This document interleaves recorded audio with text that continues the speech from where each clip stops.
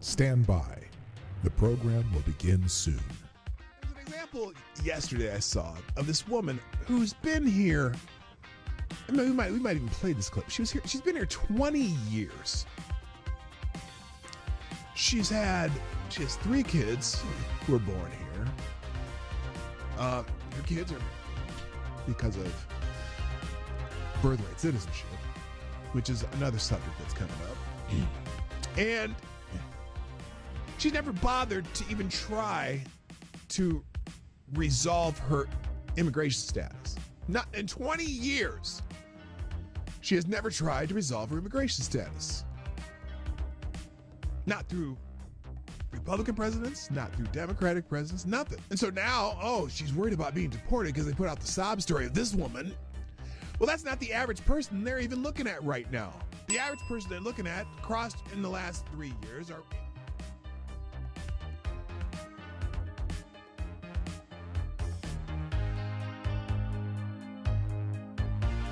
CNN is cutting jobs to embrace the digital future. No, they're cutting jobs because, as I like to say, they suck. CNN is undergoing a significant restructuring, planning to lay off about 200 employees, which constitutes approximately 6% of its workforce. This move is part of a broader strategy under CEO Mark Thompson to pivot towards a digital-first approach, focusing on expanding digital subscriptions and reducing costs from traditional TV operations. Wait a minute. Didn't they already try the CNN subscription service, which failed miserably?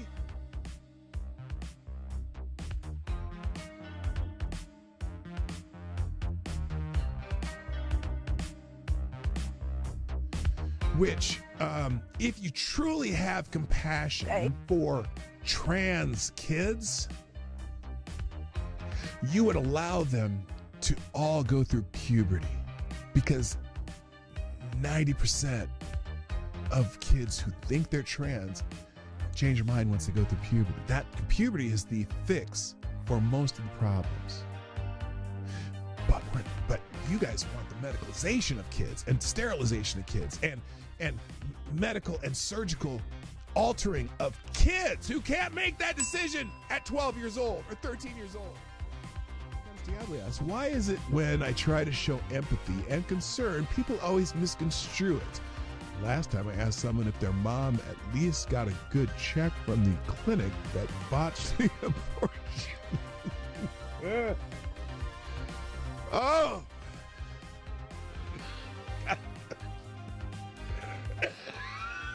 Oh, God. Damn it, AD. I think you just need to find a gentle limit. Stand by. The program will begin soon.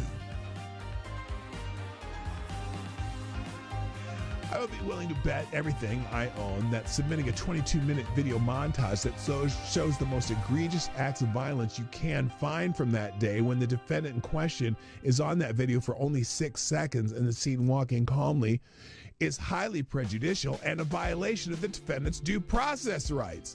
The person was found guilty and sentenced to 19 months in prison. Now, it took 2 hours to read through all of the documents that were in the case file. Every motion submitted by the defendant was denied. Every motion by the defendant was denied. How often does that happen? And every motion submitted by the government was granted.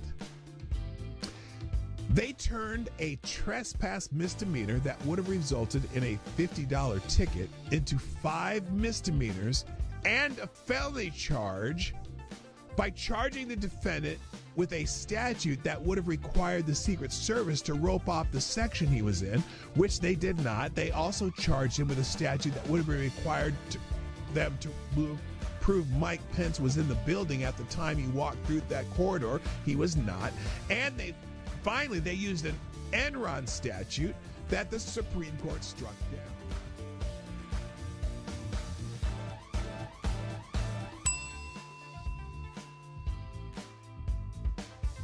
If you accept a pardon, you are admitting guilt. Period. That's the, because you can't be pardoned if you're not guilty. Whether he can preemptive whether he can issue President's reportedly asking his staff whether he can issue preemptive pardons for himself, his family members, Rudy Giuliani. There's a simple answer: no. No, Mr. Oh, that you would can't? Be a gross abuse Oh, of the presidential it's a pardon authority. gross abuse of presidential pardon authority. Well, there you go. You accepted a pardon, Adam Kinzinger. You think you may have committed a crime. Oh, here, Jamie Raskin. Dirty Q-tip. Dirty Q-tip, Jamie Raskin. What else? What did he have to say? Well, the seeking of pardons is Yes, it's only on powerful one side. demonstration of the consciousness of guilt, or at least the consciousness that you may be in trouble. Jamie And that's Raskin. what's so shocking Did he get a about pardon this. also? Wasn't he on Well, that committee? The seeking of pardons is... He was on that committee. I'm curious if you're going to condemn that part. Are you going to condemn that pardon? You know, Joe Biden pardoned a lot of people. Yeah, he should answer for that and explain. Lots of murderers, lots of drug dealers, lots of people who killed people. Commuted the sentence of a couple murderers. One who, in fact, one drug dealer who people died from taking the drugs that they sold them. Stand by. The program will begin soon.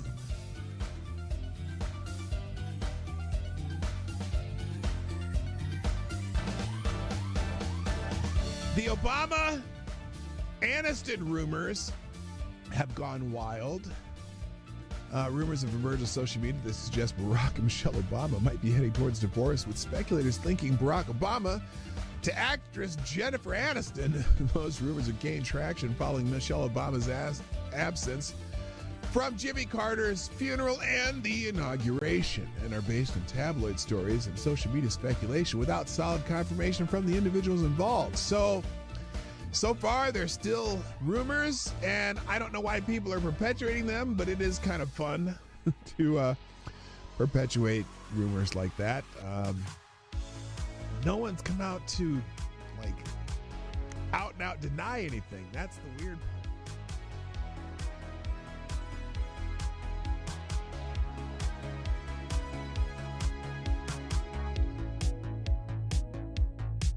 We should just take a deep breath and acknowledge the audacity. The audacity! Of a president who's so clearly concerned about his own criminal culpability. Oh my God, his own criminal culpability and his son's business dealings. I know that they're talking about Joe Biden, aren't they? And that of his family members.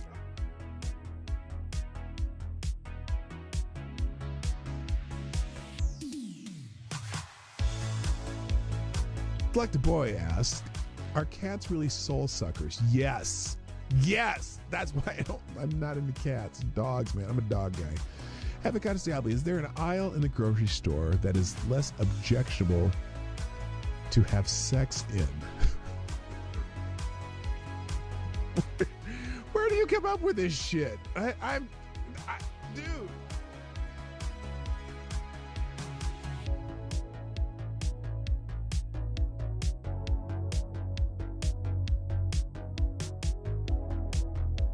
Has done something no person in the world has ever done before. A dead man, a dead politician has risen. Yes. Somebody who if we were 4 years ago at Davos, he's buried, a dead. And I wonder how many people at Davos have been funding Donald Trump's demise that has failed. I wonder how many people at Davos, again, let me say it again. I wonder how many people at Davos have been funding what they had hoped would be Trump's demise. I bet you there's a few of them there. And it didn't work, did it now? Didn't work now, did it? Politically known to me. He's now returned. This is the greatest comeback in political history of a politician. And then, therefore, he thinks he can do anything. At the end of the show, every day on my show, if I put something on the screen or I'm talking about it, or it's a topic or an article that I'm presenting in this show, I provide links to every single thing that I've talked about, and even more, the ones I didn't even get to. I drop them in the chat at the end of the show, and also I drop them in the description. So if you want to find these articles, they will be in the links at the end of the show.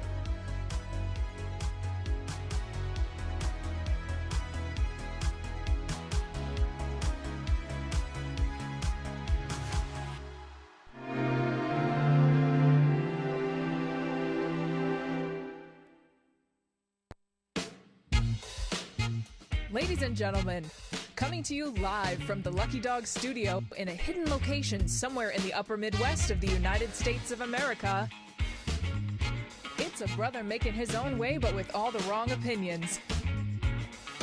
Welcome to the Morning Night Live with your host, the one and only P-Dog Night. Yeah, I'll figure it out in a second here. Hi, everybody. Good morning. It's me, Marty, also known as P-Dog Night on the internet, and welcome back to the P-Dog Night channel for the Morning Night Live on this, what's the day? Tuesday, the 8th of April, 2025. And boy, oh boy, I watched a video this morning by that guy, Nate the Lawyer, regarding this situation in Frisco, Texas. And I've mentioned it a few days, and I kind of gave my 2 cents, which was, let's wait and see. But there is so much stupidity on this, and so much just constant bait about this whole issue. And it's like, it's unnecessary. There's facts in the case that has nothing to do with the 2 guys. No, Nate's got this right. Let me tell you, Nate's giving you what the legal part is. We're gonna watch his video today, by the way. And Nate's not making it about race, but certainly the amazing Lucas, an actual justice warrior, kind of do. I guess actual justice warrior less than Lucas. Lucas, who's gone off the deep end on some things. I mean, I still subscribe to him just because I'm curious of what bullshit he's going to say next. Every once in a while, I go into his live streams on his disagreement days. But damn, he's so inconsistent on this one in particular. And if you'd watch some of the other stuff, but anyway, that's the main topic today. And so I'm gonna blaze through all the other stuff and get to the main topic because. But I do want to get some headlines, and in fact, there's even some headlines on. I actually ventured into Truth Social just to see what the headlines on here are, and lots of breaking news alerts. I don't know when these are from though, because they don't really put when these truths are from. So I'm gonna assume they're breaking news because they all say breaking news. So anyway, yeah, that's what we're going to do today. But first, of course, I got to say hi to everybody. First in the chat today, of course, is Mr. Avocados Diablo who gets the bell. Yay!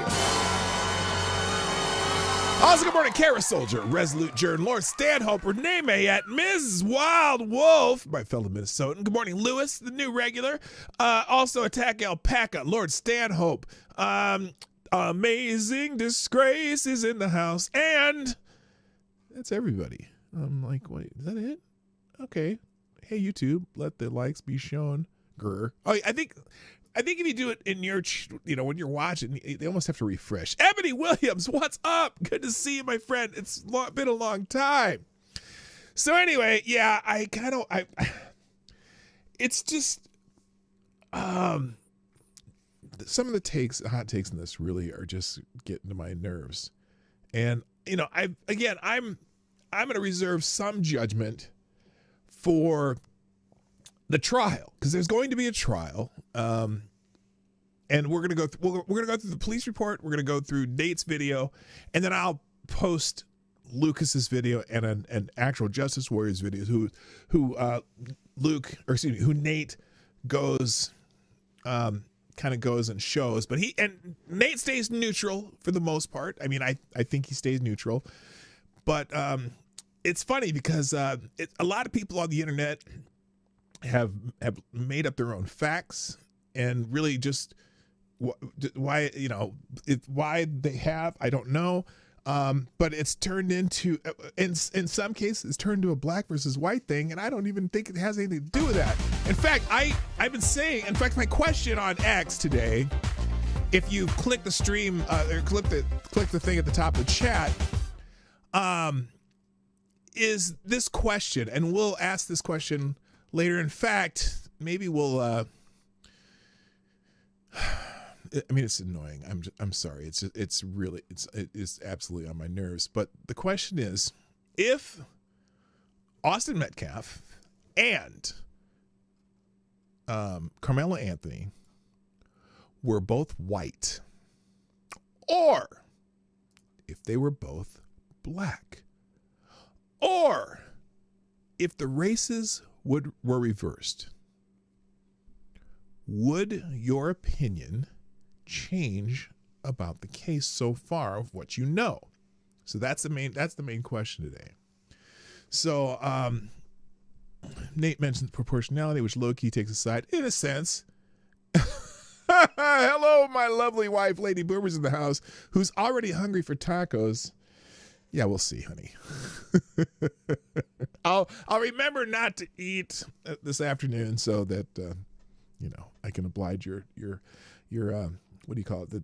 The craving for tacos. Good morning, dear. I'll get back to work because I don't want you to get in trouble. So anyway, everyone say hi to Lady Boomer. That's my lovely wife in the chat. Welcome. So also real quick, we've got our first mini feed. Why is this mini feed? What is going on here? Anyway, thank you, Avocados Diablo, for sponsoring the show. Dropping a small bullet in the tip jar, who asked or says, stabbing someone in the heart over being asked to move is a bit of overkill. That is clearly a situation where a poke to the kidney is called for at best. Yeah. So, listen, there's a little more to it than that, but it's not a lot more. And that's the wild thing about it. Why is I don't know why the view's like this. I hope I can fix that later. Yeah, my Streamlabs completely reset. Oh, by the way, good morning, Select Boy. Yeah, boy. And JB says, I remember when there's some poor 15-year-old kid stabbed to death in front of mom in one of the big cities. I don't recall the race, but it was super sad, but I've never blew up like this. No, and this is, I hear people bringing up Kyle Rittenhouse. I hear people bringing up the case in the New York subway, which are completely different situations, but we'll get to all that. Good morning, Green Badger Outdoors also, by the way. So anyway, that's the show today. Let's get into it. But first, of course, we'll get some trending topics. I've said hello to everybody, kind of, right? I think. By the way, hit the like button if already. There's 19 people, 7 likes. That ratio is very, very unsatisfactory. Hit the like button now, just so you don't forget. And if you'd like to sponsor the show, you can do that at pdognight.live. I'll pin it at the top of the chat sometime today. Wait, I am working with a Gen Z. What does that even mean? Wait. I love Skibbity Toilet. I don't know, honey. Let's see. I'm going to type that phrase into the internet and see if I can find something that would correspond with that. I'm helping my wife here understand the people she's working with. Let's see. I love Skibbity Toilet. There's actually a YouTube video for this. What? Hang on a second. I love Skibbity Toilet. Here, let's put this on the screen. What does this mean? I played Akinator, lost, and now I have to watch Skibbity Toilet. It was the stakes of the video if I didn't find myself on the game. And I didn't think much of it at first until the short got 15 million views. Okay, one of my top videos ever. Now my comments are flooded with kids constantly telling me to watch Skibbity Toilet by the hour. All because I made them a promise. And so I did. Okay. I watched the entire series and something unexpected happened. I actually loved it. No joke, the lore goes way beyond its brain rot reputation. The only problem, the audio corrupted and ruined the video. But now I'm determined to fix. Okay, I get it. It means being retarded, I guess. Don't do it. Don't do it. It's Zoomer cringe is what it is. Okay, there you go. Okay, thank you. Thank you for bringing that up, my lovely bride. I could have probably gone another 6 years without learning that one. Anyway, but now you know. It's something. Okay, I'm actually going to leave the link for that in the chat, in the links today. So there you go. All right, let's get into the show because I really want to talk about the main topic. First of all, I was gonna the holiday. Let me do the holiday shoot. I really wasn't planning on doing the holiday calendar day. I'm gonna just flop the whole thing over here though. Today's holidays are Suvla Day. Celebrate Suvla Day. honoring a decade of pioneering Greek dining in San Francisco. Wait, that's very specific. A holiday to celebrate dining in San Francisco? Oh, boy. She's going to go save lives now. Not one phone call at a time. I love you too, sweetie. We'll see you later. It's also National Zoo Lovers Day. Do I dare do it?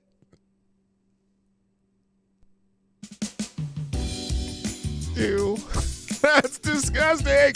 No, don't do it. I don't think it means that anyway. I think it's people who love zoos as opposed to people who go to zoos to get some loving. So I'm pretty sure. Good morning, Jethro Hedor, by the way.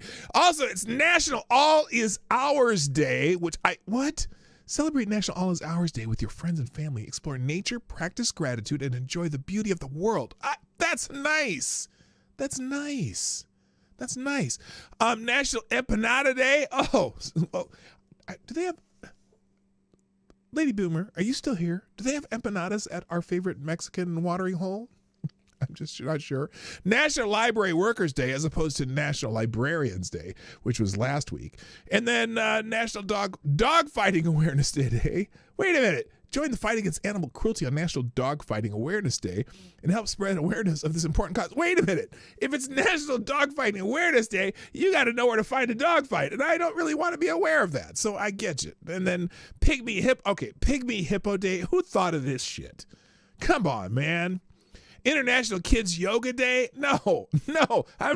Kids don't even understand what you're talking about. And then International Pageant Day. Draw a Bird Day, Community Garden Week, Trading Cards for Grown-Ups Day. No, gosh. International Body Day, Baby Massage Day, International Feng Shui Awareness. Oh my God, the things they come up with. Anyway, there's all your holidays for today. Also yesterday we celebrated the national championship game in men's college basketball. Congratulations to the University of Florida, who came back from being down up to as much as 12 points and eventually won the national championship game. I did not watch the whole thing. I saw part of it, but this is someone said this is a live look at Houston's last possession. Apparently they screwed up. I don't even know what the score was. I don't see any place on here showing me what the score was. Let's see. Ref missed a Florida goaltending and Florida immediately hits a 3 to cut it to 3 because of it. Okay, I didn't really watch the game, but congratulations to the University of Florida. Florida Gators are trending, as well as Houston. Someone said it was over for Houston before it started. Ted Cruz spotted an NCAA championship game after making a bet with the Florida Center. Oh, Lord. Well, they're both Republicans, so it doesn't really matter. It doesn't matter. See, you try to blame it on Ted Cruz because you think Ted Cruz is a bad man, and yet there you go. What was the score to the game, though? None of these. Okay, congratulations, you're national champions, Florida Gators. What was the final score? Is this it? Oh, this is the last 18 seconds. I could probably get in trouble for showing this. Oh, they were down. Houston was down 2, and then they blew the possession. Nope. Florida defense got out on him. Oh, no. And he couldn't touch. Oh, that's why. Okay, I don't even know. I'll get in trouble for showing that. 65-63. Thank you, Avocados Diablo. Okay, enough about hoops. Next, celebrity birthday. Oh, and by the way, One Shining Moment is trending also because, CBS plays the One Shining Moment song. So if you want to see that, I can't play it on here because they heavily copyright that shit. So I can't do it. Anyway, also, let's see. Oh, today's celebrity birthday. I can't remember which Duke this is, but it's John Schneider's birthday. I think he's Luke Duke. Is that correct? John Schneider, pioneer in quality television from the 70s. Let's see. Wishing John Schneider happy birthday today. We all love John as... Oh, he was Bo. He was Bo Duke. Okay. UConn beat the Cox again. Yes, we saw that we talked about that one yesterday. Anyway, wishing John Schneider happy birthday today. We all love John as Bo Duke in the Dukes of Hazzard TV show in the 80s. John Schneider has released 9 studio albums as a musician. So yeah, he's also a musician. So nope, he was Bo. Was he Bo or was he Luke? I always thought he was Luke Duke. Let's see. Happy 66. What's known for playing Bo Duke? Yeah, he's Bo. I got him backwards. So there you go. Really, the only Duke that matters is Daisy, though. All right, moving on. Silly me. All right, I got to get this fast. Here's some headlines from Truth Social. I just started. This is new, a new feature, which just the latest. Let's see. I'm going to do the latest. And what's funny is that none of these have timestamps on them. But here's the latest alerts. Breaking: Trump announces confines and probability of a great deal with South Korea after call with acting President Han Duck-soo. Okay. Breaking: Trump reacts to the U.S. Supreme Court decision upholding the use of the 1798 deportation law. Yes, it was a 5-4 decision. We'll get to that in a little bit. Supreme Court sides with Trump. GOP Congressman John James announces bid for Michigan governor. Uh-oh. It's going to be between him and the attorney general there. God, let's hope that. Oh, wait. No, there's another woman that's running for governor in Michigan. What's her name? Can't remember. Anyway. So anyway, I'll just leave the headlines from True Social up here for later for if anyone's interested. Hidden Road is trending. Now this is wild. This is wild. And I'm just going to ask you, whoa, hold it. Whoa, stop. Let me cut the music here. Don't want music. In fact, I'm going to put my own music on this for this. Let me fix this. Hidden Road is trending. And because someone posted a video of, well, of course, a hidden road, right? And I'm going to play some music and we're going to watch the video. It's a minute something long. Whittler, I think Whittler's done. Whittler's done. Good morning, by the way, Trippy Liberty. What's up, my brother? Darren Root. Who did I just see? Plague Trucker Zach, aka Zach Osborne. Welcome to the show. Nice to have y'all here. Here we go. Let me find some. Let's see. Let me find some. I'm going to just look up for eerie music. E-R-I-E. Wait, I know. Suspense. We'll do suspenseful music for this one because this is, and I'm just going to, let's just play the first one that's available. There we go. All right, here is the Hidden Road. Wait till you see this craziness. Wait till you see this. Here we go. Full screen. Would you drive on this road? That's the question. This minute is a minute 23 seconds.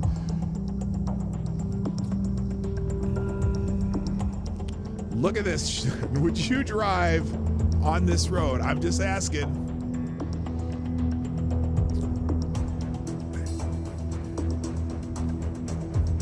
I question your sanity. I suppose if you know it's actually working. Good morning, Tyre. Alexander, the Scourge. This is an actual road. I would drive the shit out of that road. That's funny. If what I needed, what was on the other side, yes. Okay. I mean, this is the sketchiest road you could imagine. But we know that it actually goes through, so that's a good thing. Oh, terrible place to get a flat, especially if you don't have a good spare. This shit's wild though. Up, you got to go up a hill. Ugh, then turn again. I mean, this is. I don't know if I could. You know, the question here too is this road big enough for my F-150? That's all I care about, because I wouldn't want to get stuck in that road either. Like, imagine you got to the point that was a little bit too thin or narrow or short, and then you didn't have, you just get stuck in there and you're like, oh, can't open my door, can't get out, can't walk backward, can't walk forward. There's just all kinds of things. Renee, what?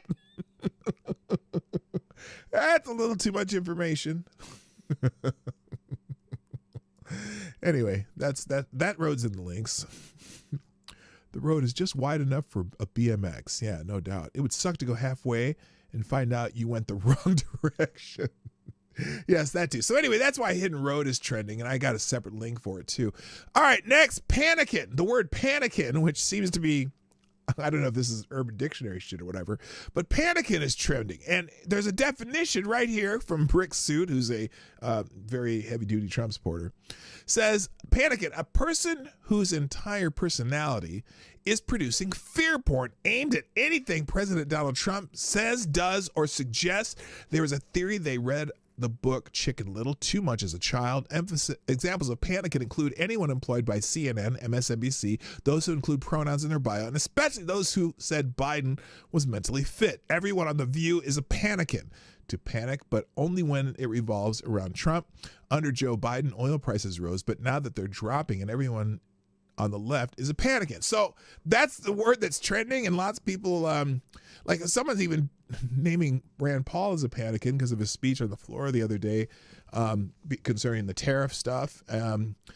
So anyway, now look, if I was going to have to give you a definition of a panicking, in fact, name your favorite panicking in the chat. Mine would be Joe Walsh, the former Republican congressman who is, oh, wait a minute, that's not what I meant. Joe Walsh is a, is a panicking. There we go. All right. Because that motherfucker is just all negative Trump all the time. Krassenstein's definitely Richard Maddow and Christine Hayes. Yes, definitely. Keep naming your panicking in the chat. So anyway, lots of people talking about this. Panicking is the great Trump word since confefe. Someone, Burt Macklin, I accused no less than 15 people of being panicking at work today. Asked me to do something, panicking. Questioned me, panicking. Schedule a meeting, panicking. Asked me to pick up the kids from school, panicking. The crazy guy down the street who thinks everything is a sign of the apocalypse. Sure, absolutely. There's a lot of panickins, but again, Joe Walsh is definitely a panickin, and I'm going to call him that the next time he posts something on X, the app formerly known as Twitter. So, I know what I forgot to do. Thank you, by the way, the people who shared the show. Let me get in the notifications here. We'll scroll through that real quick. Thank you, Resolute Germ dropped a Let's Go with Bobby the Brain. Oh, wait a minute. There's Amazing Disgrace. Oh! Now that's funny. This is the Cops and Robbers Dachshunds. That's hilarious. That's a funny GIF, peanut butter, whatever.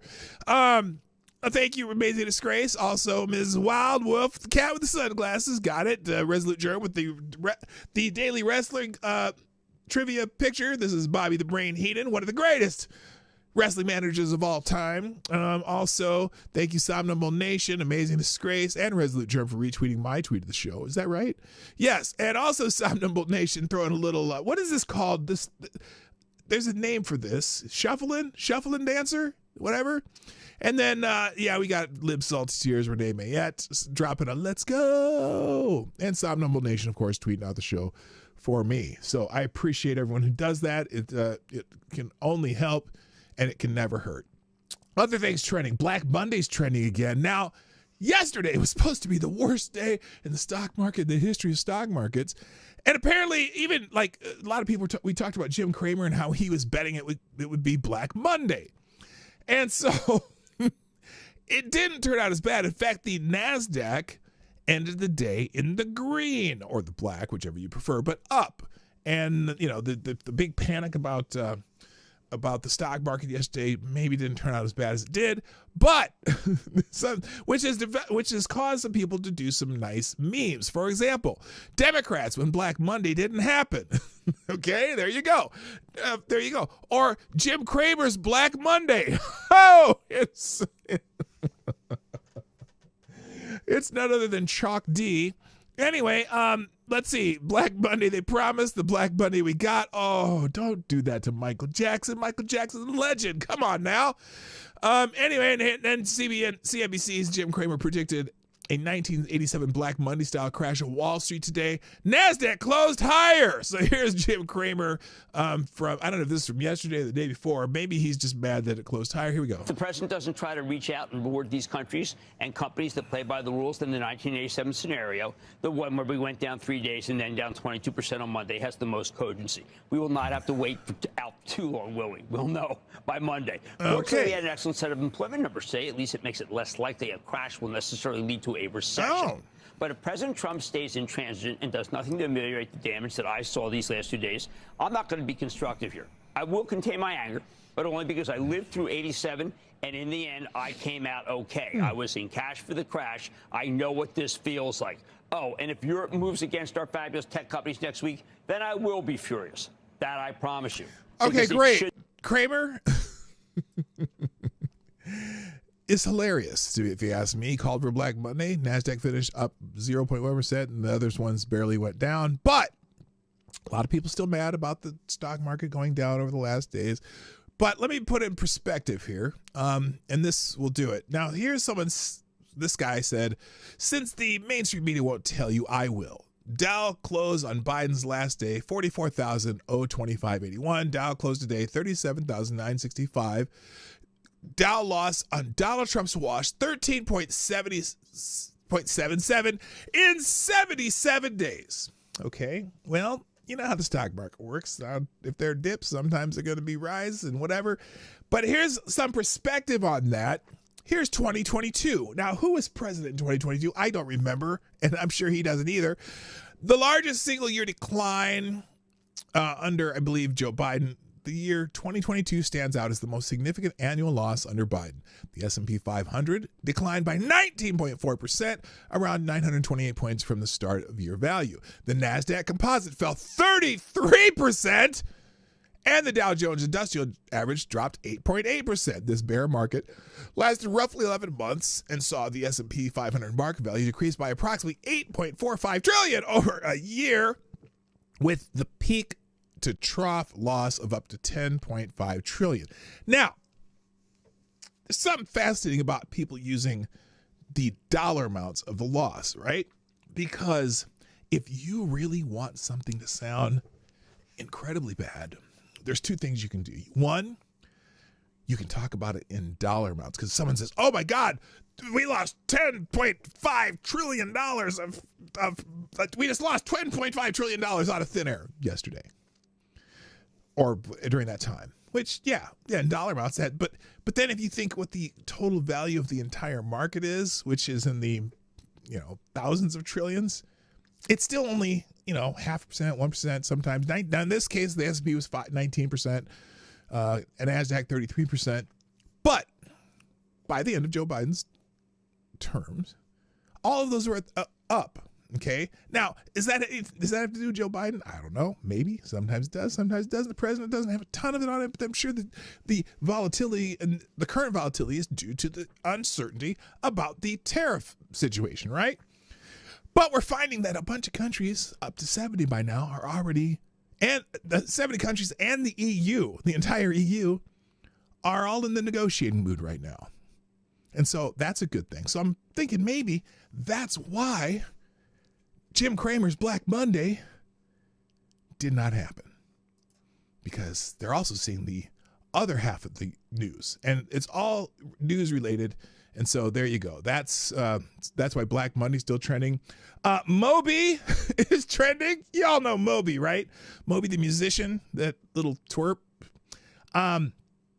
It's funny because, good morning, Jaeger Pony, my favorite Canadians in the house, and on the honorable mention list of my favorite Canadians, Special Can Ass is in the house. Good morning, my Canadian friends. It must be the Canadian clocks must have been set to a different time this year, over the weekend, over the last couple of days. I don't care. Thank you. I'm glad you're here. Welcome, welcome, welcome. All right, Moby is trending now. The only time Moby ever trends in the last 10 years, it's certainly not because of his music. It's Moby never trends because of his music. He only trends when he says some shit about Donald Trump, and that is the case today too. So Moby had this to say, and again, this is a day when we were supposed to have a Black Monday, but Black Monday didn't occur. But here's Moby, who apparently posted this on some platform, and so we'll listen to Moby and for a moment, and then we're going to disregard him after this. So here's Moby. So, for the people who voted for Trump or have supported Trump, can you finally just admit you were wrong? Trump has spent his entire life bankrupting businesses. Okay, this whole Trump within his bankruptcies. Trump has operated, I want to say it's like 1,300, 1,400 different businesses in his time, in his life. And he didn't file personal bankruptcy. And in fact, the companies did not file bankruptcy. Not like Chapter 7, like full-on bankruptcy. 5 of the companies,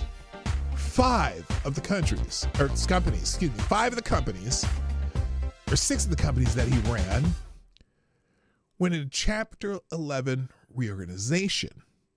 Basically, that's avoiding bankruptcy to pay off creditors, whatnot. Out of 1,400 businesses he's run over his life, different companies that he's had. So the idea that he spent his entire life bankrupting businesses. Now, one significant one was obviously the casino, which I never understood how that fucking happened. But it was during wasn't that like during a really bad economic time, and even a lot of casinos were hurting, and his went down. But the idea that he spent an entire life bankrupting businesses, no, I think he's doing okay now. And I think over the entire term of his almost 80 years, he's done pretty good, actually, Moby, but whatever. Because the only thing you're known for right now is being pissed off about Trump, because no one's listening to you anymore. But anyway, I'm going to let you finish. And now, surprise, surprise, he's bankrupting the United States.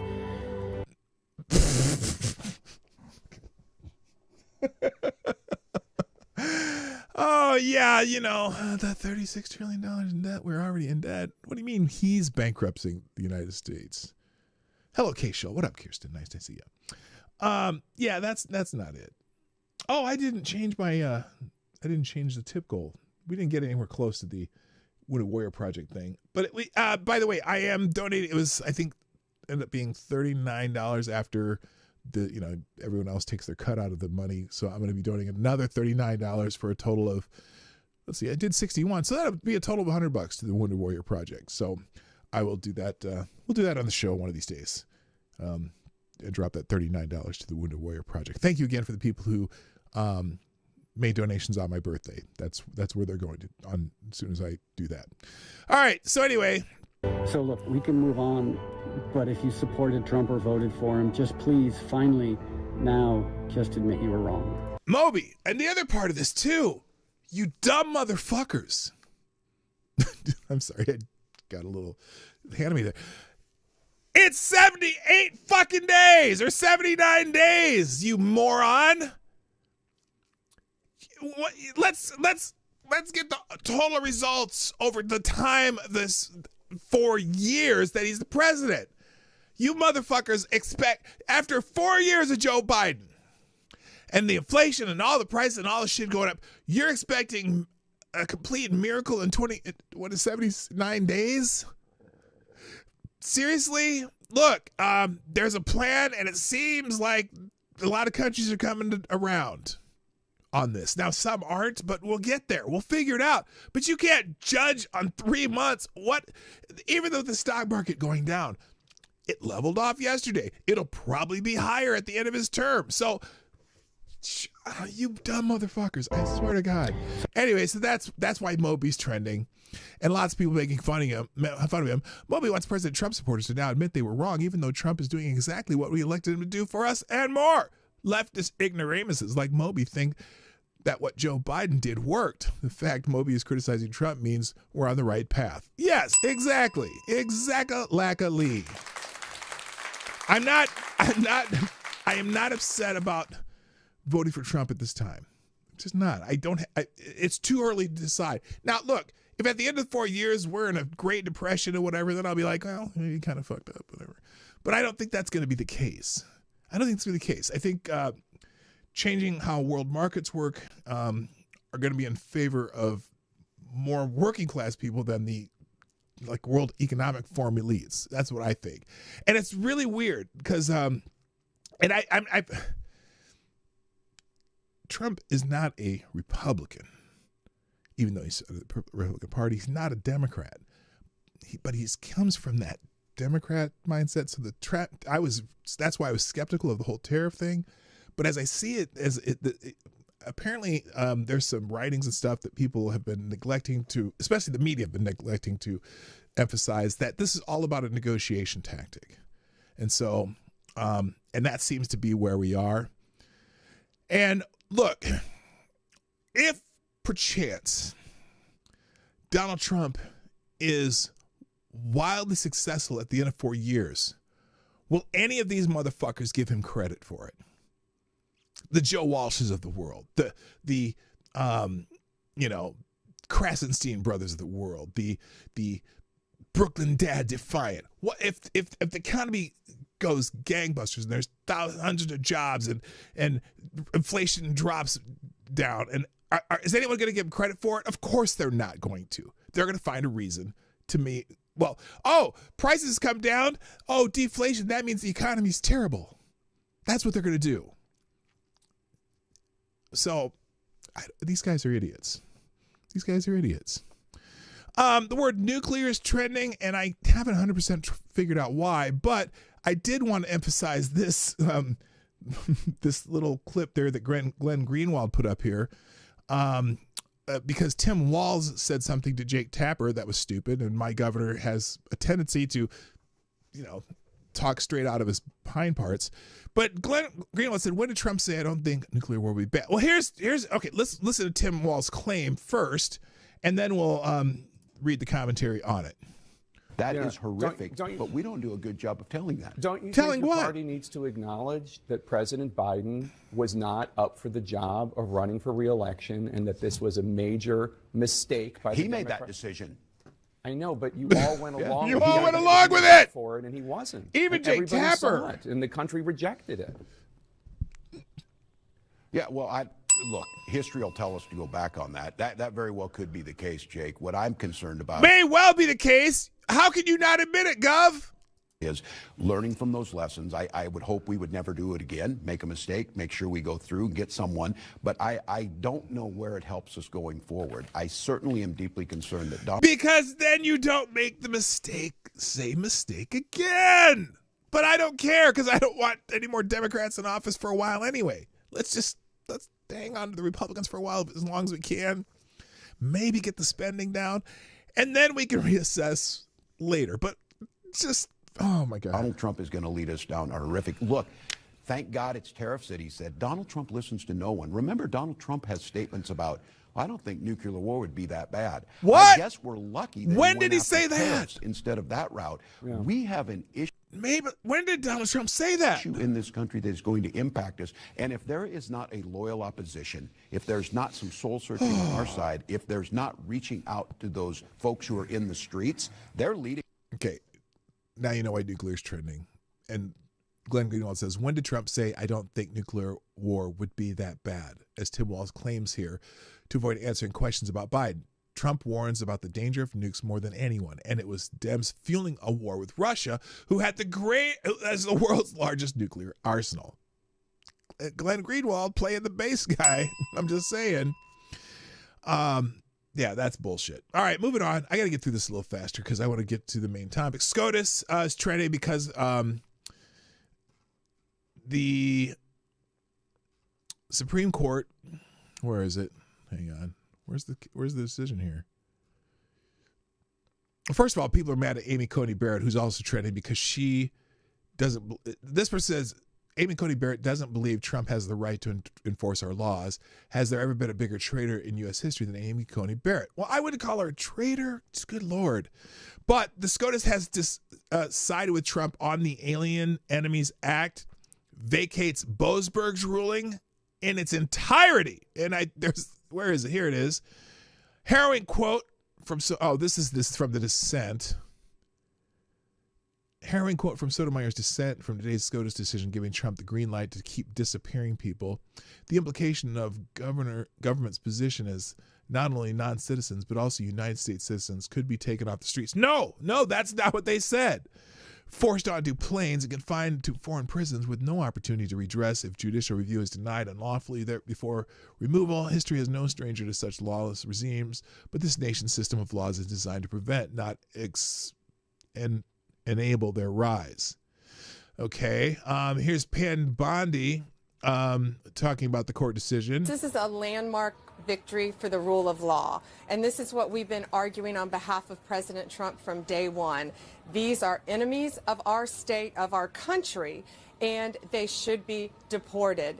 And what the judge ruled was going forward, from this day forward, all those planes that are gone are there. Those people are staying. So there are a lot of reasons why Americans are safer.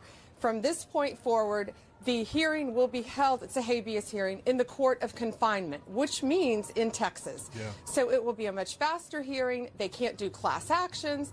It will be a much smoother, simpler hearing, and these people will be deported. Americans are safer, and domestic terrorists, foreign terrorists, you better look out because we're coming after you. I'd start self-deporting if I were you, because we're going to find you. This is a land. All right, so there you go. Pam Bondi on the court decision. Knocking down Judge Boasberg, the guy who seems to find a way to insert himself into many things. Here's the, somewhere in this thread, there are the decisions in there. Boasberg had never had jurisdiction to hear the Aliens Enemies Act cases. The AEA allows for little judicial review. The way to challenge this is via habeas corpus, as I've said, but they wanted to judge shop, and it backfired. So it backfired on the judge shopping bullshitters. And as I said, Amy Coney Barrett's trending because a lot of conservatives are mad at her. It was a 5-4 decision. All the men on the court voted one way. All the women on the court voted one way. Someone here of a more interest to me than Amy Coney Barrett alone is the fact that opposing Trump in today's SCOTUS decision were all women. Every man ruled in his favor. That is noteworthy. Okay. I'll put this. This is the link to the actual decision. You can check it out for yourself. Wait, no, I don't want to copy the clipboard. There we go. We'll just put that in the links today. But in a 5-4 decision, the court allows the Trump administration to enforce the Alien Enemies Act and rapidly deport suspected Venezuelan gang members to El Salvador. So I'm actually a little bit shocked. I'm surprised. Roberts was concerning and Brett Kavanaugh was concerning, but they both did it. So there you go. All right. China's trending because, let's see, Donald Trump wrote yesterday, China issued retaliatory tariffs at 34% on top of the already record-setting tariffs, non-monetary tariffs. Oh, we saw this one yesterday. Where's the one? I think I had a separate link here.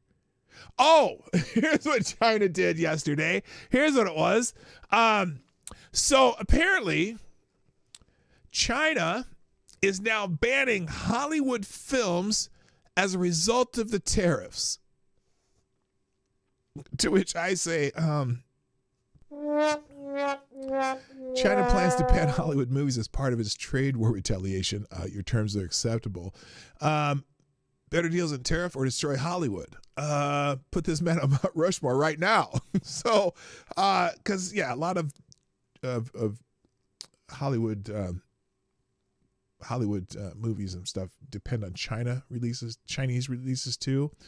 China will be banning Hollywood movies from being shown in China as a way to punish President Trump for imposing tariffs. Guess no one told him these celebrities hate us and President Trump. I don't care if Hollywood goes bankrupt. I don't want him to go bankrupt, but China is asshole. Either way. All right, main topic. I needed to get to this. So everyone's talking about this Austin Metcalf and Carmelo Anthony case where Carmelo Anthony. Okay, so here let's just skip this part. I want to get right to the the arrest report.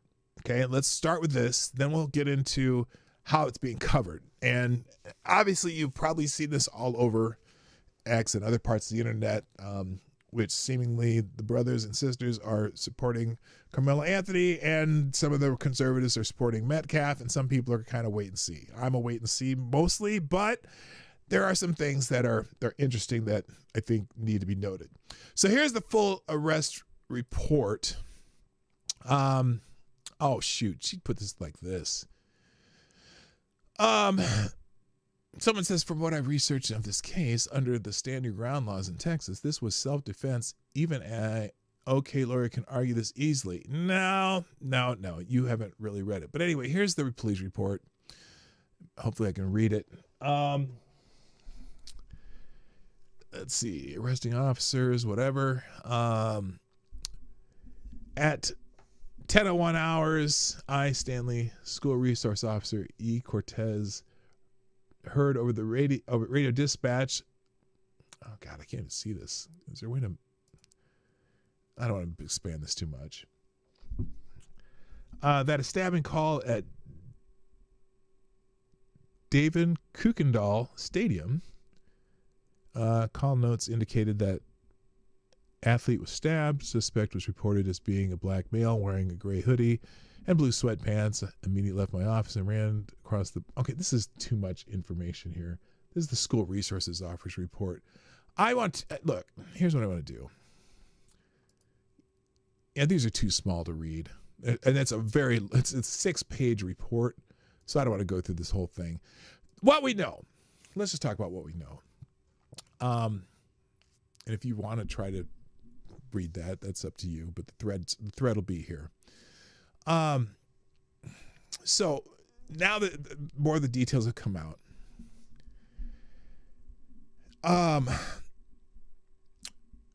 Carmelo Anthony was sitting under the tent for the whatever school that this Austin kid was at, and his twin brothers, sitting under the tent of their school rather than his own school. And as people have said on the internet, maybe, and I don't know if they're right or not,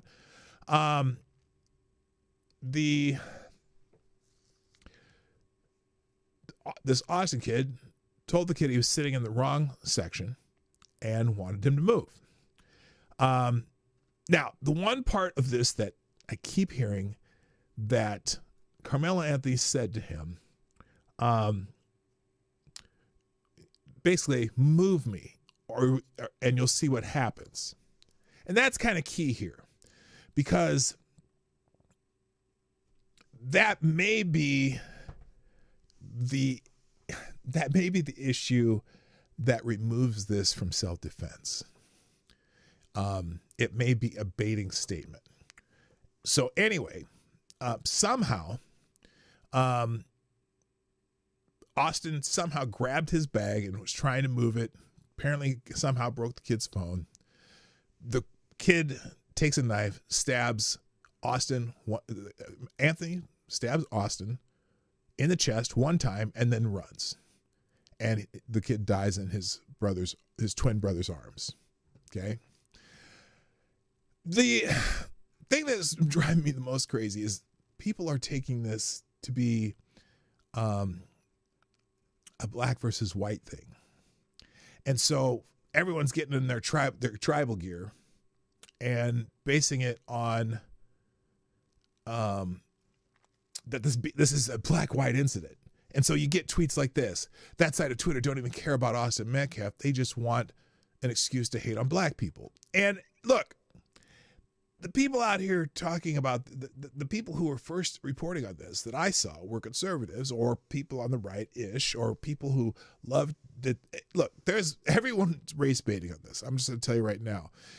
If the first words out of your mouth, well, that's, I'm sure that black kid, the thug, this was that and that, without knowing the actual details of the case, that's, it turns into an immediate defense mechanism in my fellow black folks. Okay. Now, first of all, nobody knows why this kid would have had a knife at the school anyway. And the idea that he would stab somebody who clearly was not at least as far as we know, causing him to fear for his life that we know of. All we know that is so far is that supposedly he grabbed the kid's backpack and tried to move him, and the kid stabbed him. So other than that, until we get witness accounts and apparently someone might have a video of what went on, we're not going to know, not until it's a case. But boy, everyone's made their decisions about the case so far. And in particular, this morning, I watched a video by Nate the lawyer that contrasted two of these people talking about the case. And so I want to show you the video from Nate. By the way, the Daily Wire doesn't help when, by the way, this kid has a Give, Send, Go account. People are donating for his defense, which has raised, I think, $180,000 so far. Some people are mad about that, to which I am not. And I'm not, because look, here's my opinion about the Give, Send, Go case. Even if this were some kind of murder, right? I think everyone's, if people want to donate to this kid's defense fund, just at least to help the kid get a fair trial, I don't care. That's fine with me. I thought it was fine that Kyle Rittenhouse had a fundraising effort. I was fine that Daniel, what was the name? Not Daniel Pearl. What was the guy in the subway? That guy they had a fundraiser for him for his defense. Everyone in the United States is innocent until Daniel Penny. Thank you. Everyone in the United States is innocent until proven guilty, and should be able to get the best lawyer that they can get for their trial. And in this case, I think it's extremely important, especially if this kid is found guilty of whatever they charge him with, because then you can say he had the best lawyer possible, and you can't say he wasn't defended properly. So I want him to get the best lawyer possible, and if people want to donate to that, fine. Fundraising for defense is fine. It is your right to do, even if you are guilty. Exactly. So I want him to get the fairest trial possible, and the best jury that that can happen, and get the case right. I don't want to excuse that if he's found guilty. I don't want to excuse that he had a shitty lawyer. I don't want, if he's found innocent, that's the American way. Okay. So let's watch Nate's video on this though. And then I'll put links to both the Amazing Lucas's video and the actual Justice Warrior video. You can watch both of them, but I think Nate narrows this down pretty well and asks the question well, which I think is important as far as how we view this case. So here's we're gonna start. Let's watch Nate the lawyers. And there's a couple things here though that kind of piss me off when I watch this, because I just get pissed off about things sometimes. So here we go. Here's Nate the lawyer's video. Here we go. Student athlete at a track meet told officers as he was being taken into custody that he did it in self-defense. Wait, what did I miss here? Did I miss my Streamlab reading? Oh, sorry, Tyre. Wait a minute. I'm sorry. Thank you, Tyre Alexander. You are now the new Streamlab Superstar sponsor of the day. Dropping a $2.30 in the tip jar. Asking me, did you hear about the truck that caught fire at BWL? What is BWL? It was wild. I can promise you it wasn't me. I'm innocent regardless of rumors. What's BWL? Fire at... Just in the regular chat, tell me what that means. Did you hear about the truck that caught fire at BWL? It was wild. I can promise you it wasn't me. I don't know. There we go. All right.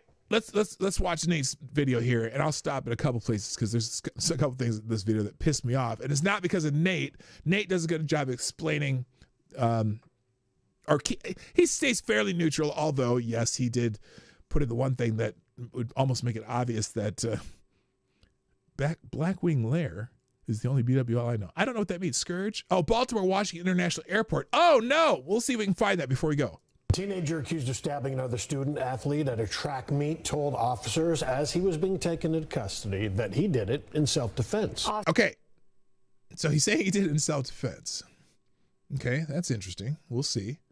Because there's some issues about self-defense that we need to learn. What is Texas law on self-defense? Austin Metcalf was killed this Hello, week at GDSOB. that Frisco track meet. New documents detail what happened before and after 17-year-old Carmelo Anthony allegedly pulled a knife from his backpack. Not allegedly, he admitted it. And stabbed him. It happened at the district championship meet in Frisco. Hunter says his brother had asked Carmelo to move his seat because he was sitting under the wrong tent. A witness says Carmelo replied, "Touch me and see what happens." Now, this is the problem, at least in my mind, for Carmelo Anthony. Touch me and see what happens. Is this why they're charging him with first-degree murder on this? Like, touch me and I'm going to stab your ass? Touch me and see what happens? But anyway, and again, Austin had no business touching him at all, but still, it sounds like he already knew what would happen if he did anything. And when Carmelo allegedly pulled a knife. They asked him to move. And when Austin grabbed his backpack to take it, he stabbed him in the chest and killed him. Okay. What does he do? So this is Lucas. Now Lucas adds some stuff in here that I'm wondering, wait, where did that come from? He goes and touches the kid again.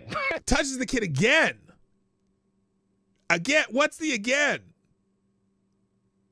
We'll get to this again. And sure enough, this is the ultimate, from what it seems, the FAFO. F around and found out, and he found out, and now he's no longer with us. And for some reason, somehow this is funny to you, Lucas. I don't understand. I don't understand why you're laughing about it. It's funny because you got to get mad in other cases. But anyway, and I'm supposed to feel bad about this. And just so we're clear, if the races were reversed, I'd say the same thing. That's a lie. I can hear if the races were reversed because Lucas has turned into pro blackity black, and doesn't see things from a neutral lens anymore.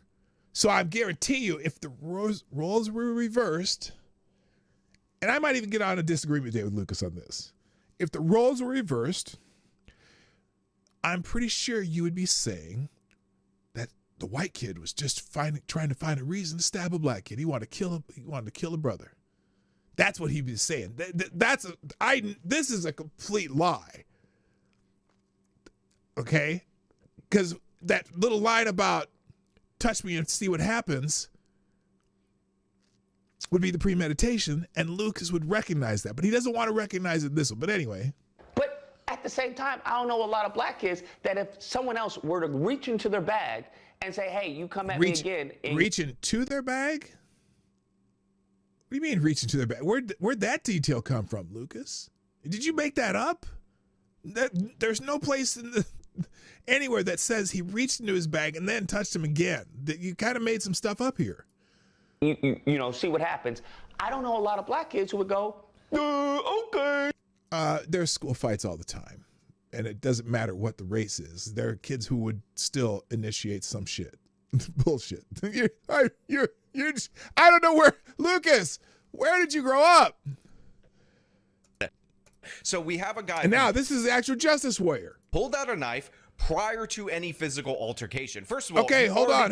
Now this is a case where actual justice warrior, who's on the opposite side of Lucas, also seems to make up something that nobody has stated yet, saying that he pulled out a knife before there was any physical altercation. How do we know that? No, it's certainly not anywhere in any of the reporting on this. That's interesting. So I'm saying a lot of people are everyone's making this fit their own narrative of their imagination of what happened. And I'm listening to these people say stuff that has never been mentioned in any of the news reports and any of the people online who had firsthand knowledge or nothing. So this is, again, I'm trying to figure that out. Let's be clear about Take it that. easy, Carol. By bringing the knife to this school event in the first place. Now, yeah, he shouldn't. Why he had the knife at the school event anyway? That's what I'm super curious about. Like, that's probably a problem for him. But he pulls it out after being told he's not allowed to sit in the tent that doesn't correspond to his school because he found that. Again, that's the way he's, the reason he's, I don't know where he came up with this part. The knife, pulled the knife out first. I don't know, because no one's ever said that. Someone said he pulled it out of his backpack after Austin touched it. But whatever. It's just to be disrespectful. That's me speculating on motive right there. Let's be clear about that. Then he tries to bait Austin Metcalf into a physical altercation, which he immediately escalates to a deadly force altercation. And now he's trying to claim, and his father's trying to claim, and a bunch of different various activists are trying to claim that he was not the aggressor. He's just it's a Baba Angel Aladdin who was defending himself. And you can't really expect him as a young black man, age 17, to understand that you're not allowed to stab somebody over a dispute on whether or not you're allowed to sit under a specific tent. Now, of course, we talked about... Okay, today we're going to do something a little different. We're going to look at the left and the right response to this high school track meet tragedy. And this is Nate the lawyer, and I'm going to skip... Well, he does his introduction. What's up? My name is Nate. Here, let's skip ahead. Only applicable in this area. And then last but not least, we'll see how each side...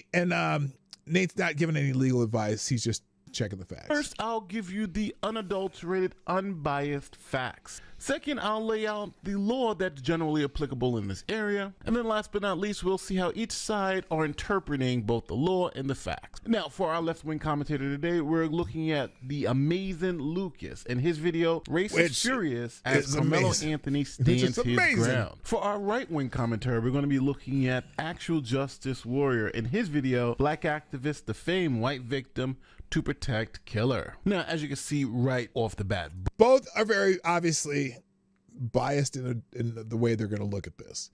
So that's why you got to kind of stick to the facts and make sure the facts are correct. And both of them, in my opinion, have added facts in that nobody's ever talked about. Both commentators have framed their videos to give you a specific conclusion. One is saying this is self-defense. The other one is saying this is murder. But now, before we get into their opinion, what exactly happened on this fateful day? Arrest documents show more than 30 students and coaches are also listed as witnesses to the violent death. So there are lots of witnesses to this. I'm dumbfounded by the additions that both of these creators put into it, though. Documents state 17-year-old Carmelo Anthony was sitting under Frisco Memorial's pop-up tent at a track meet Wednesday morning. Metcalf told Anthony he needed to move. Then Anthony grabbed his bag, reached inside, and said, quote, "Touch me and see what happens." The documents say a short time later, Metcalf grabbed Anthony to tell him to move, and Anthony stabbed Austin once in the chest and then ran away. Later telling an officer at the scene, "I'm not alleged, I did it. He put his hands on me. I told him not to." And which is, here's one thing too, and that almost, for me, I don't see how this can be self-defense just because he put his hands on you. Again, deadly force for putting his hand on you. Did you fear for your life, or just because he put his hands on you? There's a big difference there when it comes to deadly force. Anthony's bond was set at $1 million. Now, if convicted, Anthony is facing up to... By the way, this kid, too, they're both honor students.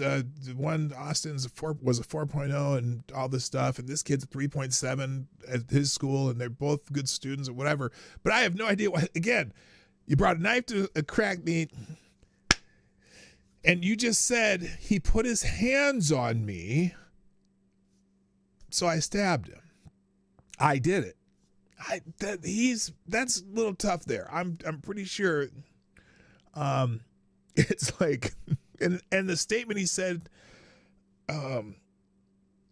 touch me and see what happens. There's a major problem here for this kid. I from a legal standpoint, not, obviously there's some people trying to say it's self-defense. He put his hand on me, so I did what I did. It doesn't sound like necessarily self-defense. 99 years in prison. But we have the self-defense argument. Now, when it comes to self-defense, there's one key concept here that I think this case is going to focus on, and that's the concept of proportionality. An extreme example of proportionality would be bringing a gun to a pillow fight. That's why the law requires that if you're going to use deadly physical force against someone else, the requirement is that you have a reasonable belief that they're going to use deadly physical force against you. Since this is... Anyone see that in this case? Even from what Anthony said, did he think there was going to be deadly physical force against him? Texas Penal Code. Person justified in using deadly force against another if the actor would be justified in using force against another in section 9.131 when and to the degree the actor reasonably believes deadly force is immediately necessary to protect actor against others' use or attempted use of unlawful deadly force. Texas, here's Texas Penal Code, section 9.32, deadly force in defense of person. Now, I'm not going to read the whole statute, but this statute lays out the requirements for somebody employing deadly physical force in a self-defense scenario. This is Texas law understanding that concept of proportionality. You can use deadly physical force against someone only if you reasonably think that they're using deadly physical force against you. Now, who makes that determination of what's reasonable or not? That's the jury. So now you have I don't know understanding. I think he has a problem with any jury on this. And look, again, my question for anyone who's following this, make the race of both people the same. Either make them both black students or both white students, or switch the races of them. And would you have a different opinion based on only those things? Because right now everyone's opinion seems to be focused on whether one was black and one was white, and not the facts and the law. So that's interesting. Of the law, and you have an understanding of the facts. Now, I also have to put out this quick legal note because someone's going to watch this video and say, "Hey, this is not legal." He's not giving claim. You need to find.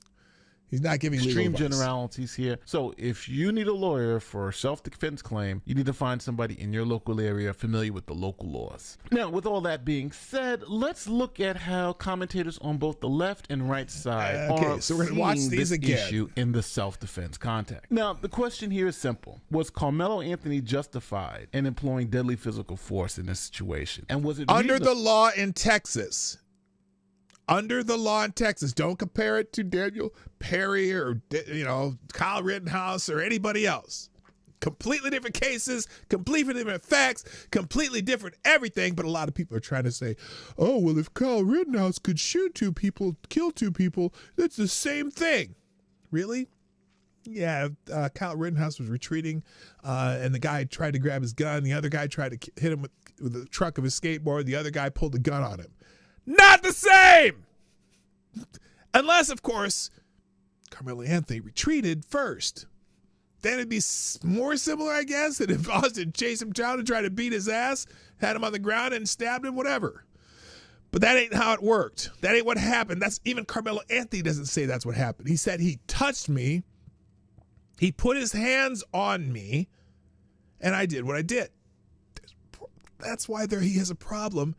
And look, I feel, man, never mind. For him to believe that deadly physical force was being applied against him in this scenario. Oh my goodness. What seems to be the story that we've gathered thus far is that these kids were a bunch of bullies. You have, witnesses who are saying that they were the ones that initiated this whole interaction. They initiated and they were the aggressors. One witness said Metcalf touched Anthony, and the other said Metcalf grabbed Anthony. Anthony then pulled out a knife and stabbed Metcalf once in the chest before running away, according to police. Touched Anthony or grabbed Anthony, is that deadly lethal force that require you to stab him in the chest? That's the legal question that's going to have to be answered. I'm not even making a judgment. I have an opinion, but that's not my opinion. That's not my opinion. That's the legal question. If grabbed or put his hands on or grabbed his backpack or whatever, is that proportionality? Was he fearing for his life deadly legal force?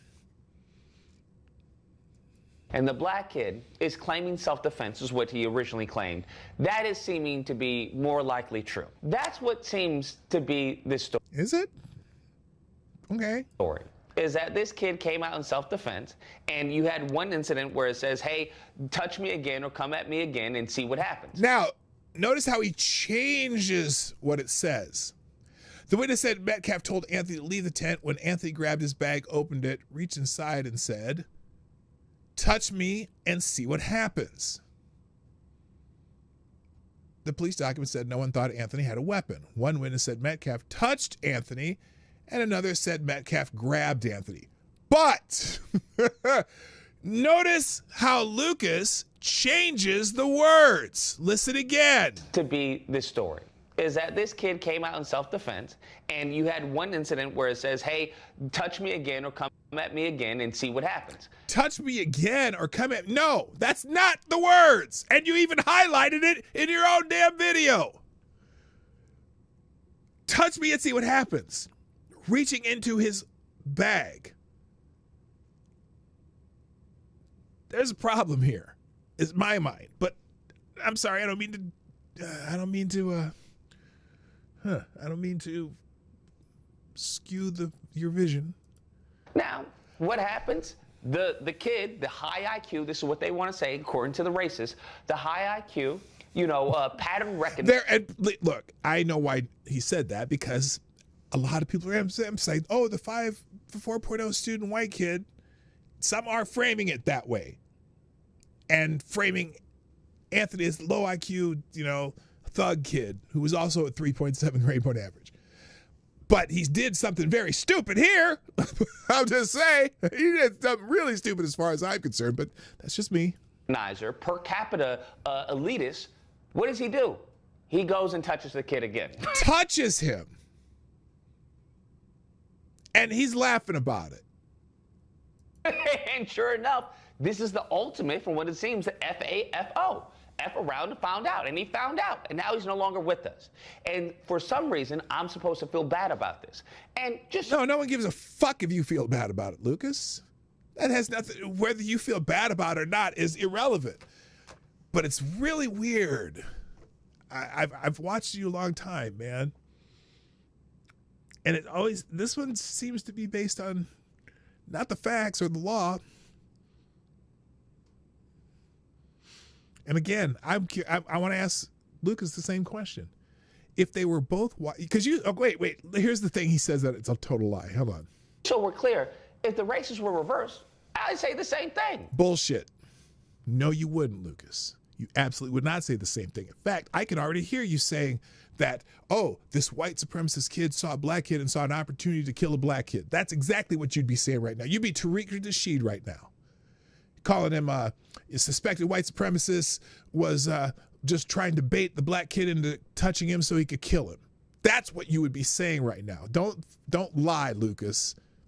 Or don't be delusional, Lucas. I don't know if you're intentionally lying. Maybe you believe you think that, but I've listened to you long enough to know how it would be twisted around to be, oh, this is a white kid who's just waiting to kill a black kid.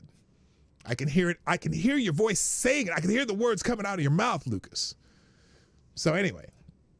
But at the same time, I don't know a lot of black kids that if someone else were to reach into their bag and say, hey, you come at me again and you see what happens. I don't know a lot of black kids who would go, okay. Maybe they weren't suspecting a gun or a knife or whatever. They weren't expecting a weapon. For all I know, he's reaching for his phone to call his mom. But, maybe black kids have a better street sense of shit like that, is according to Lucas. I'm not sure. Like, that's not, just being in this country, that's not how we're trained. And this is a partly due to post-traumatic slave syndrome. What?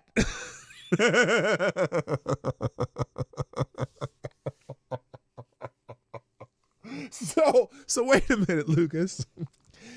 If Austin were black and he's talking to another young black kid from another school and saying, hey, you're in our section, you got to go over there, move. You're saying that post-traumatic slave syndrome would cause black Austin, to just back off immediately because the kid reached in his bag.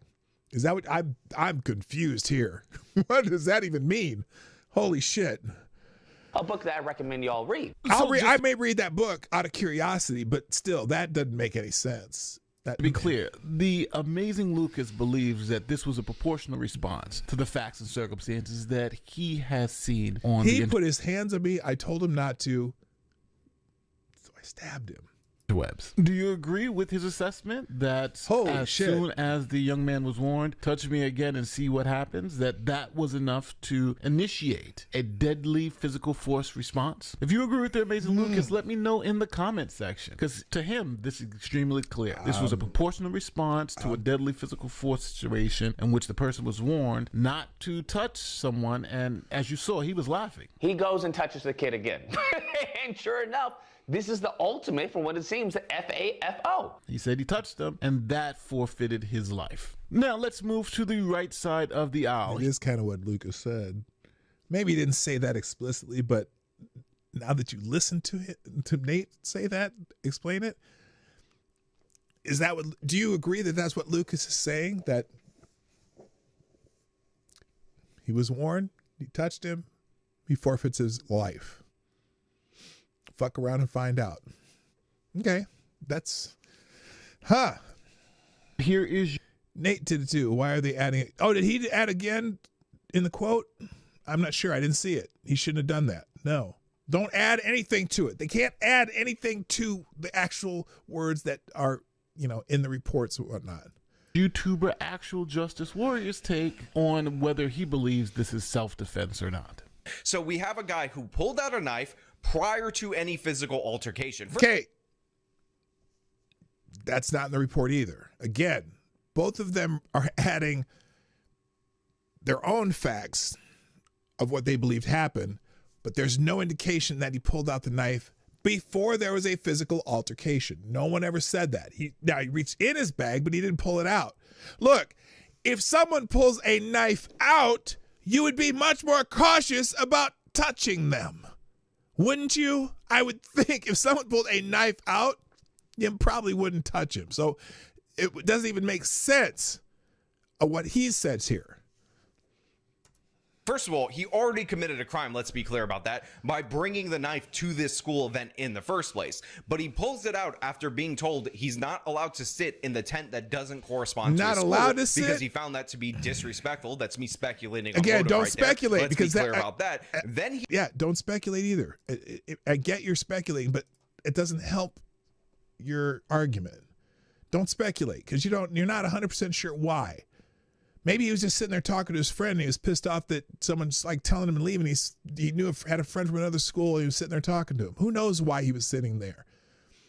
And who knows why, maybe he was just had a chip on his shoulder that day, not having anything to do with disrespecting him. He's mad because someone told him to move. You don't get to tell me to move. I'm being obstinate. He tries to bait Austin Metcalf into a physical altercation. Okay, again, and that's bait him into a physical altercation. That's an interpretation. It may be true, but it's an interpretation. And no one's saying he's trying to bait him into it. But again, this has got to go to it's got to go to trial. But I'm picking this apart too, just like I try to pick Lucas apart, because you got to be careful what you say as far as facts. And none of those are, we don't know the facts on that part yet. Which he immediately escalates to a deadly force altercation, and now he's trying to claim, and his father's trying to claim, and a bunch of different various activists are trying to claim that he was not the aggressor. He's just it's a Baba Angel Aladdin who was defending himself, and you can't really expect him as a young black man, age 17, to understand that you're not allowed to stab somebody over a dispute on whether or not you're allowed to sit under a specific tent. Now again, he's what he leaves out is that the first contact was initiated by Austin. So it's not a question of whether, he's just there and he said it and then he went and stabbed him. No, the initial contact was by Austin. We have to acknowledge that too. You can't disregard that. The legal question, I'm sure Nate's saying in this video, is not whether or not Austin touched him, but whether it was a proportional response, if it was a fear for your life, dead, stand your ground type of thing where you're in fear of your life. I very much doubt that this young man was in fear for his life enough to stab somebody in the chest with a deadly weapon. That's the problem. And, if he gets first-degree murder or manslaughter or whatever, there's got to be something. By the way, I was surprised that Daniel Perry, whatever his name is, I'm surprised he didn't get a manslaughter charge on him, even though I think he was protecting other people. I was surprised that the jury came back not guilty, which is great, I guess, for Daniel Perry, and probably in retrospect, it's probably the right verdict. But I'm shocked that he didn't get a manslaughter charge because when you take the law into your own hands and you kill somebody, there's got to be, you'd think there'd be something. But anyway, let's continue. See why jury selection is very important. If you have a whole bunch of actual justice warriors, he's going to jail for murder, probably going to be going for life. But if you have a whole bunch of amazing Lucases on the jury, they're going to be a lot more sympathetic to the claims of self-defense. And except under Texas law, they have to follow Texas law. Yes, they'll be more sympathetic to self-defense. Why do you spell it that way? He spelled it the English way. Isn't self-defense with an S in the United States, in the England, like the Brits spell it the C? Anyway. They're going to believe that this was proportional. Now, let me know in the comments. I don't know how a jury could find this proportional. And it'll really depend on the witnesses. Like, did he punch him? Did he start beating him? And then he pulled out the knife in self-defense? Or did he just reach for him, grab his bag, try to move it, and then the kid pulled the knife out and stabbed him? There's a big difference. Daniel Penny's whole train car testified on his behalf. Yes, I know. And it was probably the right verdict, but I was surprised that they didn't come up with the manslaughter charge. Section, how you feel about this story and whether or not you agree with actual justice warrior or if you agree with the amazing Lucas. Like, share, subscribe, do all that great YouTube stuff. I'm out. All right, so there it is. Now, what I've done for the links today, I've got both. Oops, hang on a second there. I'm going to do this.